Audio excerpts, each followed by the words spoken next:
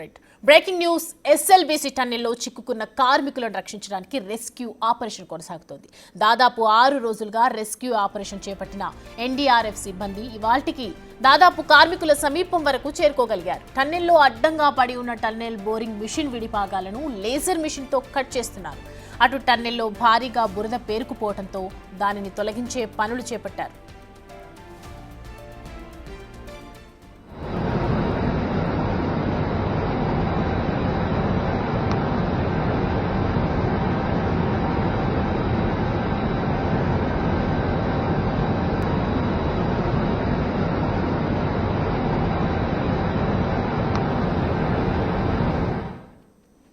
Right, ఈ అంశానికి సంబంధించిన పూర్తి డీటెయిల్స్ మా ప్రతినిధి శంకర్ లైవ్ లో జాయిన్ అవుతున్నారు అందించడానికి. సో ప్రజెంట్ శంకర్, చూస్తూ ఉన్నాము టన్నెల్లో భారీగా బురద పేరుకుపోవడంతో దాన్ని తొలగించేందుకు పనులన్నీ కూడా వేగవంతం చేస్తూ ఉన్నారు. ఇవాళ నుంచి అసలు మిషన్ కటింగ్ కూడా ప్రక్రియ కొనసాగుతుందని తెలుస్తోంది. సో డీటెయిల్స్ ఏంటి, అసలు ఎంత టైం పట్టొచ్చు, అసలు ఏంటి ఎన్డీఆర్ఎఫ్ బృందం కూడా చేరుకుంది అక్కడికి?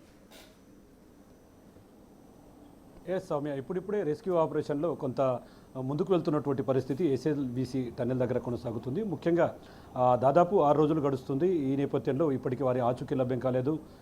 నిన్నటి నుంచి కూడా ఈ యొక్క రెస్క్యూ ఆపరేషన్ను వేగవంతం చేశారు. మనం విజువల్స్లో క్లియర్గా చూడొచ్చు. ఎక్కడైతే టీబీఎం మిషన్కు సంబంధించినటువంటి పార్ట్స్ అన్నీ కూడా డ్యామేజ్ అయ్యాయో అక్కడి వరకు కూడా రెస్క్యూ టీం చేరుకుంటున్నటువంటి పరిస్థితి ఆ విజువల్లో క్లియర్గా చూడవచ్చు. అక్కడ ఆ టీబీఎం మిషన్కు సంబంధించినటువంటి విడిభాగాలు ఏవైతే బురదకు అడ్డుగా ఉన్నాయో వాటికి సంబంధించినటువంటి ఇనుప రాడ్లను, మిగతా పరికరాలను కూడా లేజర్ వెల్డింగ్తో కూడా కట్ చేస్తున్నటువంటి పరిస్థితిని మనం విజువల్స్లో చూడవచ్చు. అక్కడ ముఖ్యంగా అక్కడ ఏదైతే సీపేజ్ భాగంలో ఉబికి వస్తున్నటువంటి నీటిని పూర్తిగా భారీ మోటార్లతో బయటికి తరలిస్తున్నటువంటి దృశ్యాలను కూడా మనం స్క్రీన్పై చూడవచ్చు.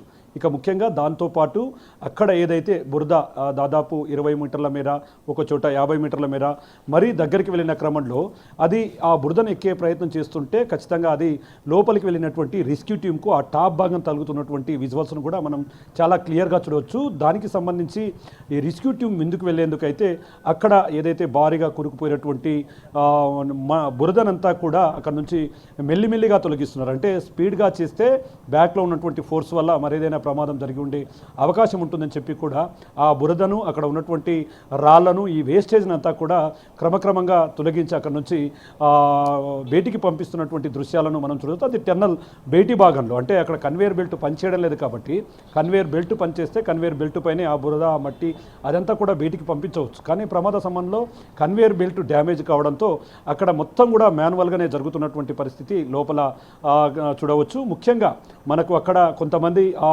విజువల్స్లో కావచ్చు లోపల దాదాపు 15 మీటర్ల మేర దగ్గరికి వెళ్ళారు. అక్కడ ఆ బురద మేటను తొలగించే క్రమంలో పలుగు ఏదైతే తట్ట, పార ఇట్లాంటి చిన్న చిన్న పరికరాల ద్వారా వాటిని నీట్గా మెల్లిమెల్లిగా తొలగించడం అనేది చేస్తూ ముందుకు వెళ్తున్నారు. ఇక ముఖ్యంగా ఉదయం నుంచి కూడా దాదాపు 56 మంది సిబ్బంది ఎన్డీఆర్ఎఫ్, అదేవిధంగా మిగతా అందరిలో నిష్ణాతులైన వారిని జత చేసి లోపలికి పంపించారు. దాంట్లో 46 నుంచి ఉదయం 46 లేరు, తర్వాత మిగతా మందితో కలుపుకొని 56 మంది సిబ్బంది అంతా కూడా లోపల టన్నెల్లో పనిచేస్తున్నటువంటి పరిస్థితి. ఇక నిన్న రాష్ట్ర మంత్రిగా ఉన్నటువంటి ఉత్తమ్ కుమార్ రెడ్డి సైతం కూడా జరగబోయే ఈ 48 గంటల రెస్క్యూ ఆపరేషన్ అనేది కూడా చాలా కీలకంగా ఉండబోతుంది.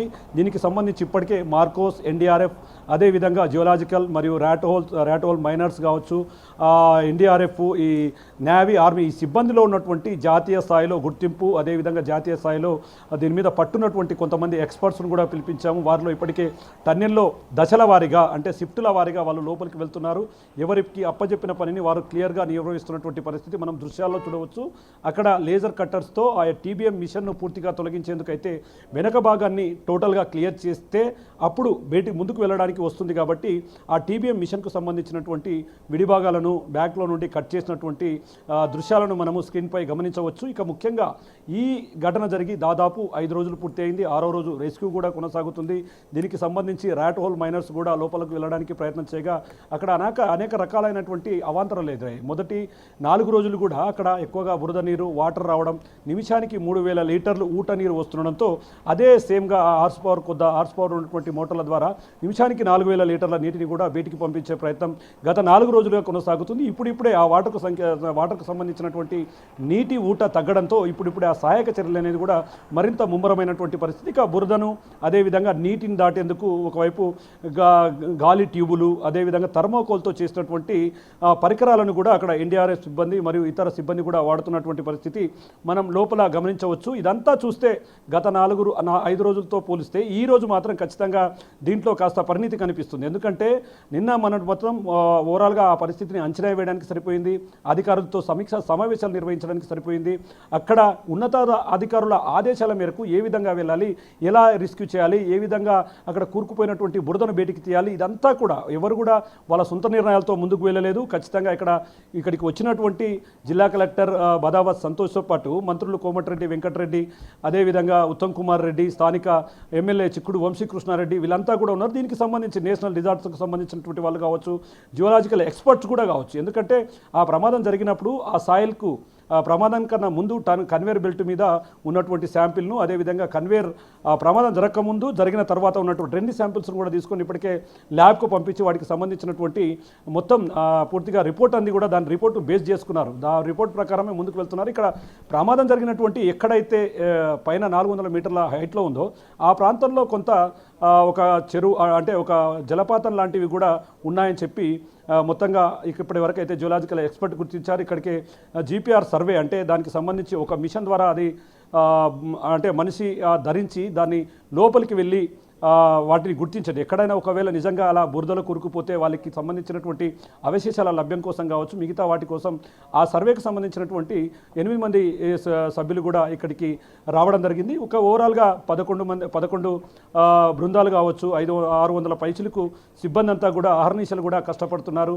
ముఖ్యంగా ఇక్కడికి వచ్చినటువంటి వాళ్ళ బంధువులు అయితే కుటుంబ సభ్యులు కూడా పూర్తిగా తమకు సంబంధించినటువంటి కుటుంబ సభ్యుల ఆచూకీ తెలపాలని చెప్పి కూడా ఇక్కడ జేపీ కన్స్ట్రక్షన్స్కు సంబంధించినటువంటి వాళ్ళతో కావచ్చు, మరి ఇక్కడికి వచ్చినటువంటి రాజకీయ నాయకులు కూడా వేడుకుంటున్నటువంటి పరిస్థితి. ఇక ఎక్స్క్లూజివ్గా పరిస్థితి ఇదే విధంగా కొనసాగితే మరికొద్ది గంటల్లోనే ఖచ్చితంగా ఈ యొక్క ఆపరేషన్కు తెరపడే అవకాశం కనిపిస్తుంది. కానీ మరొక వైపు గంటలు గడుస్తున్న కొద్దీ లోపల ఉన్న వారి ప్రాణాలపై కాస్త ఆశలు సన్నగిలుతున్నటువంటి పరిస్థితులు అయితే ఎస్ఎల్బీసీ టన్నెల్ దగ్గర కొనసాగుతున్నాయి. Soumya, thanks for the update Shankar.